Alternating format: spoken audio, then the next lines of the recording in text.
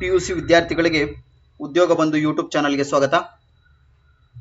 PUC ವಿದ್ಯಾರ್ಥಿಗಳು exam 2 attend ಮಾಡಬೇಕು ಅನ್ನೋರು, ಹಾಗೆ ಇಂಪ್ರೂವ್ಮೆಂಟ್ ಮಾಡ್ಕೊನೋ ಅನ್ನೋರು, ಫೋಟೋ ಕಾಪಿ, ಸ್ಕ್ಯಾನ್ ಕಾಪಿ ಹಾಗೂ ರೀಟೋಟಲಿಂಗ್ ಮಾಡಬೇಕು ಅನ್ನೋರು ಈ ವಿಡಿಯೋನ ನೋಡಿ. ಹೇಗೆ ಅರ್ಜಿ ಸಲ್ಲಿಸಬೇಕು, ಯಾವುದು ಕೊನೆ ದಿನಾಂಕ, ಪ್ರತಿಯೊಂದರ ಮಾಹಿತಿನ ತಿಳಿಸ್ಕೊಡ್ತೀನಿ. ವಿಡಿಯೋನ ಸ್ಕಿಪ್ ಮಾಡಬೇಡಿ, ಅರ್ಥ ಆಗೋದಿಲ್ಲ. ಮೊದಲಿಗೆ ಯಾವ ವೆಬ್ಸೈಟ್ನಲ್ಲಿ ಅರ್ಜಿ ಸಲ್ಲಿಸಬೇಕು ಅನ್ನೋದಾದರೆ KSEAB.karnataka.gov.in ವೆಬ್ಸೈಟ್ನಲ್ಲಿ ನೀವು ಅರ್ಜಿನ ಸಲ್ಲಿಸಬೇಕಾಗತ್ತೆ.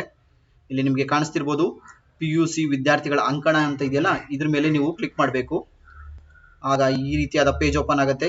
ಇಲ್ಲಿ ನಿಮ್ಮ ಎಕ್ಸಾಮ್ 1 ರಿಸಲ್ಟ್ಸ್, ಹಾಗೆ ರಿವ್ಯಾಲ್ಯೂಯೇಷನ್ ಬಗ್ಗೆ ಮಾಹಿತಿ, ಹಾಗೆ ರೀಟೋಟಲಿಂಗ್ ಬಗ್ಗೆ ಮಾಹಿತಿ, ಪ್ರತಿಯೊಂದರ ಮಾಹಿತಿ ಕೂಡ ಸಿಗುತ್ತೆ. ಇಲ್ಲಿ ಇಂಪ್ರೂವ್ಮೆಂಟ್ ಹಾಗೂ ರಿಪೀಟರ್ ರಿಜಿಸ್ಟ್ರೇಷನ್ ಅಂತ ಇದೆ ನೋಡಿ, ನಿಮಗೆ ಕಾಣಿಸ್ತಿರ್ಬೋದು ಎಕ್ಸಾಮ್ 2. ಇದ್ರ ಮೇಲೆ ಕ್ಲಿಕ್ ಮಾಡಿದ್ರೆ ಈ ರೀತಿಯಾದ ಪೇಜ್ ಓಪನ್ ಆಗುತ್ತೆ. ಇಲ್ಲಿ ನೀವು ಫಸ್ಟ್ ರಿಜಿಸ್ಟರ್ನ ಮಾಡ್ಕೊಬೇಕು. ರಿಜಿಸ್ಟರ್ ಮೇಲೆ ಕ್ಲಿಕ್ ಮಾಡಿದ್ರೆ ಈ ರೀತಿ ಕೇಳುತ್ತೆ. ನಿಮ್ಮ ಮೊಬೈಲ್ ನಂಬರ್ ಹಾಗೂ ಫಸ್ಟ್ ಟೈಮ್ ಇಂಪ್ರೂವ್ಮೆಂಟ್ ಕ್ಯಾಂಡಿಡೇಟ್ ಅಂತ ಕ್ಲಿಕ್ ಮಾಡಬೇಕು. ನಿಮ್ಮ ರಿಜಿಸ್ಟರ್ ನಂಬರ್ ಎಂಟ್ರಿ ಮಾಡಬೇಕು. ಆಟೋ ಫೆಚ್ ಆಗುತ್ತೆ, exam taken year auto fetch ಆಗುತ್ತೆ. ಹಾಗೆ ಪಾಸ್ವರ್ಡ್ ಕ್ರಿಯೇಟ್ ಮಾಡಬೇಕು. ಪಾಸ್ವರ್ಡ್ಗೆ 8 ಕ್ಯಾರೆಕ್ಟರ್ ಇರಬೇಕು. ಒಂದು ಸ್ಪೆಷಲ್ ಕ್ಯಾರೆಕ್ಟರ್ನ ಎಂಟ್ರಿ ಮಾಡಿ, ಒಂದು ಕ್ಯಾಪಿಟಲ್ ಲೆಟರ್ನ ಯೂಸ್ ಮಾಡಿ. ರಿಜಿಸ್ಟರ್ ಆದ ನಂತರ ಮತ್ತೊಮ್ಮೆ ಲಾಗಿನ್ಗೆ ಕ್ಲಿಕ್ ಮಾಡಿ, ಮೊಬೈಲ್ ನಂಬರ್ ಎಂಟ್ರಿ ಮಾಡಿ, ಗೆಟ್ OTP ಮಾಡ್ಕೊಳ್ಳಿ. OTP ಮಾಡಿದ ನಂತರ ಈ ರೀತಿಯಾದ ಪೇಜ್ ಓಪನ್ ಆಗುತ್ತೆ. ಇಲ್ಲಿ ನಿಮ್ಮ register number, current year, month, register number, ಹಾಗೆ ನಿಮ್ಮ ಹೆಸರು, ಕರೆಂಟ್ ಸೆಷನ್, ತಾಯಿ ಹೆಸರು, ತಂದೆ ಹೆಸರು, ಹಾಗೆ ನಿಮ್ಮ ಸಬ್ಜೆಕ್ಟ್ಸ್ಗಳ ಮಾಹಿತಿ ಪೂರ್ತಿಯಾಗಿ ತೋರಿಸುತ್ತೆ. ಎಷ್ಟು ಮಾರ್ಕ್ಸ್ ತೊಗೊಂಡಿದ್ರೆ ಎಲ್ಲದ್ರ ಬಗ್ಗೆ ಮಾಹಿತಿ ತೋರಿಸುತ್ತೆ. ಇಲ್ಲಿ ಇಂಪ್ರೂವ್ಮೆಂಟ್ ಆಗಬೇಕು ಅನ್ನೋರಾದರೆ ಸೆಲೆಕ್ಟ್ ಸಬ್ಜೆಕ್ಟ್ಸ್ ಅನ್ನೋ ಟಿಕ್ ಆಪ್ಷನ್ ಇರುತ್ತೆ. ಈ ಟಿಕ್ ಆಪ್ಷನ್ ನೀವು ಯಾವ ಸಬ್ಜೆಕ್ಟ್ಸ್ ಬೇಕೋ ಅದನ್ನ ಟಿಕ್ ಮಾಡಿ, ಪಕ್ಕದಲ್ಲಿ ಅಮೌಂಟ್ ಎಷ್ಟು ಕಟ್ಟಬೇಕು ಅನ್ನೋದ್ರ ಬಗ್ಗೆ ಮಾಹಿತಿ ಸಿಗುತ್ತೆ.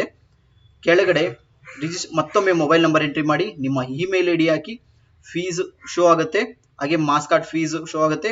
ಫೈನ್ ಏನಾದ್ರು ಇದ್ರೆ ಅದ್ರ ಬಗ್ಗೆ ಮಾಹಿತಿ ತಿಳಿಸುತ್ತೆ. ಹಾಗೆ ಒಂದು ಫೋಟೋನ ಸ್ಕ್ಯಾನ್ ಮಾಡಿ ಅಪ್ಲೋಡ್ ಮಾಡಬೇಕು. JPG ಫಾರ್ಮೆಟ್ ಅಲ್ಲಿ 30 to 80 KB ಒಳಗಡೆ ಸ್ಕ್ಯಾನ್ ಮಾಡಿಕೊಂಡು ಅಪ್ಲೋಡ್ ಮಾಡಬೇಕು. ಇದೆಲ್ಲ ಚೆಕ್ ಮಾಡಿಕೊಂಡು ಸಬ್ಮಿಟ್ ಬಟನ್ನ ಕ್ಲಿಕ್ ಮಾಡಿ, ಮುಂದೆ ಪೇಮೆಂಟ್ ಆಪ್ಷನ್ಗೆ ಹೋಗುತ್ತೆ.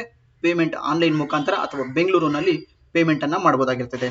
ಆ ಚಾನಲ್ನ ಹುಷಾರಾಗಿ ಮಾಡ್ಕೊಳ್ಳಿ, ನೆಕ್ಸ್ಟ್ ರಿಸಲ್ಟ್ಸ್ ಬಂದಾಗ ಬೇಕಾಗುತ್ತೆ. ಹಾಗೆ ನೆಕ್ಸ್ಟ್ ರಿವ್ಯಾಲ್ಯೂಯೇಷನ್ಗೆ ಹೇಗೆ ಅಪ್ಲೈ ಮಾಡಬೇಕು. ರಿವ್ಯಾಲ್ಯೂಯೇಷನ್ಗಿಂತ ಮುಖ್ಯವಾಗಿ ಫಸ್ಟ್ ಫೋಟೋ ಕಾಪಿನ ತಗೊಬೇಕಾಗುತ್ತೆ ಪ್ರತಿಯೊಬ್ಬರು.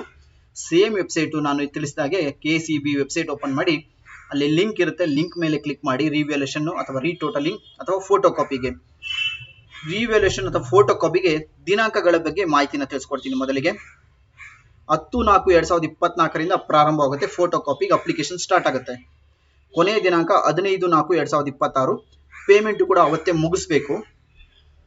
ಹಾಗೆ ಡೌನ್ಲೋಡ್ ಸ್ಟಾರ್ಟ್ ಆಗೋದು, ನೀವು ಫೋಟೋ ಕಾಪಿಗೆ ಅಪ್ಲೈ ಮಾಡಿರ್ತೀರ, ಅದು 12/4/2026 17/4/2026 ಮಧ್ಯದಲ್ಲಿ ನಿಮ್ಮ ಫೋಟೋ ಕಾಪಿನ ಅದೇ ವೆಬ್ಸೈಟ್ನಲ್ಲಿ ರಿಲೀಸ್ ಆಗುತ್ತೆ. ಅದನ್ನ ಡೌನ್ಲೋಡ್ ಮಾಡಿಕೊಂಡು ನಿಮ್ಮ ಟೀಚರ್ಸ್ಗಾಗಲಿ ನೀವಾಗಲಿ ವೆರಿಫಿಕೇಶನ್ ಮಾಡಿಕೊಂಡು ನೆಕ್ಸ್ಟ್ ಸ್ಟೆಪ್ ರಿವ್ಯಾಲ್ಯೂಯೇಷನ್ಗಾಗಲಿ ಅಲ್ಲ ರೀಟೋಟಲಿಂಗ್ಗಾಗಲಿ ಹೋಗ್ಬೇಕಾಗತ್ತೆ. ಡೈರೆಕ್ಟ್ ರಿವ್ಯಾಲ್ಯೂಯೇಷನ್ ರೀಟೋಟಲ್ ಹೋಗೋಕ್ಕಾಗಲ್ಲ. ಈ ಕೆಲಸ ಮಾಡಬೇಕು ಅಂದ್ರೆ ಅರ್ಜಿ ಸಲ್ಲಿಸಬೇಕು. ನೋಡಿ, ಇಲ್ಲಿ ಆಪ್ಷನ್ಸ್ ಇದೆ. ಅಪ್ಲಿಕೇಶನ್ ಫಾರ್ ಫೋಟೋ ಕಾಪಿ, ಹಾಗೆ ಅದನ್ನ ಡೌನ್ಲೋಡ್ ಸ್ಕ್ಯಾನ್ ಕಾಪಿ ಇದೆ. ತದನಂತರ ರಿವ್ಯಾಲ್ಯೂಯೇಷನ್ ಹಾಗೂ ರೀಟೋಟಲಿಂಗ್ ಮಾಡ್ಕೊಬೇಕು.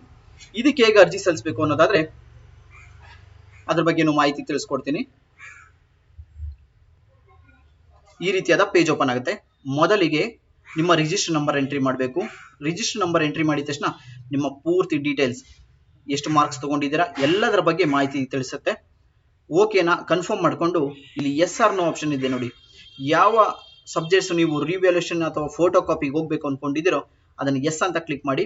ಫೋಟೋ ಕಾಪಿಗೆ ಒಂದು ಪೇಪರ್ಗೆ 530 ರೂಪಾಯಿ ಚಾರ್ಜ್ ಮಾಡ್ತಾರೆ. ತದನಂತರ ನಿಮ್ಮ ಮೊಬೈಲ್ ನಂಬರ್, ಇಮೇಲ್ ID, ವಿಳಾಸ, ಪಿನ್ ಕೋಡ್ ಅನ್ನು ಸಬ್ಮಿಟ್ ಮಾಡಿ. ಸಬ್ಮಿಟ್ ಮಾಡಿದ ತಕ್ಷಣ ನಿಮಗೆ ಒಂದು ರಿಜಿಸ್ಟರ್ ನಂಬರ್ ಬರುತ್ತೆ, ಅದನ್ನು ಬರ್ದ್ ಮಾಡ್ಕೊಳ್ಳಿ. ಬರ್ದ್ ಮಾಡ್ಕೊಂಡು ಸಬ್ಮಿಟ್ ಬಟನ್ ಬರುತ್ತೆ. ಮತ್ತೆ ರಿಜಿಸ್ಟರ್ ನಂಬರ್ ಬಂದ ಮೇಲೆ ಸಬ್ಮಿಟ್ ಬಟನ್ ಕ್ಲಿಕ್ ಮಾಡಿ. ನೆಕ್ಸ್ಟ್ ಸ್ಟೆಪ್ ಅಲ್ಲಿ ಪೇಮೆಂಟ್ಗೆ ಹೋಗುತ್ತೆ. ಆನ್ಲೈನ್ ಮುಖಾಂತರ ಪೇಮೆಂಟ್ ಮಾಡ್ಬೋದು, ಇಲ್ಲ ಕರ್ನಾಟಕ 1 ಇಲ್ಲ ಬೆಂಗಳೂರು 1 ಇಲ್ಲಿ ಹೋಗಿ ಪೇಮೆಂಟ್ ಅನ್ನ ಮಾಡ್ಕೊಬಹುದು. ಚಲನ್ ಡೌನ್ಲೋಡ್ ಆಗುತ್ತೆ, ಚಲನ್ ತಗೊಂಡೋಗಿ ಪೇಮೆಂಟ್ ಮಾಡಿ. ಇಲ್ಲ ಆನ್ಲೈನ್ ಪೇಮೆಂಟ್ ಮಾಡಿ ತಕ್ಷಣ ನಿಮಗೆ ಒಂದು ರೆಸಿಪ್ಟ್ ಕಾಪಿ ಬರುತ್ತೆ. ಅದರ ಮುಖಾಂತರ ನೀವು ಅರ್ಜಿನ ಸಲ್ಲಿಸಬಹುದಾಗಿರ್ತದೆ. ಹಾಗೆ ಫೀಸ್ ಬಂದು ನಿಮ್ಗೆ ಆಲ್ರೆಡಿ ಗೊತ್ತಿದೆ.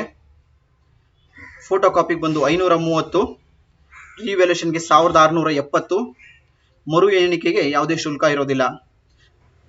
ಡೇಟ್ಸ್ ಎಲ್ಲ ಆಲ್ರೆಡಿ ತಿಳಿಸ್ಕೊಟ್ಟಿದ್ದೀನಿ. ಯಾರೆಲ್ಲ ಫೋಟೋ ಕಾಪಿ ಅಥವಾ ರಿವ್ಯಾಲ್ಯೂಷನ್ಗೆ ಅರ್ಜಿ ಸಲ್ಲಿಸಬೇಕು ಅನ್ಕೊಂಡಿದ್ದೀರೋ ಆದಷ್ಟು ಬೇಗ ಅರ್ಜಿಯನ್ನು ಸಲ್ಲಿಸಿ.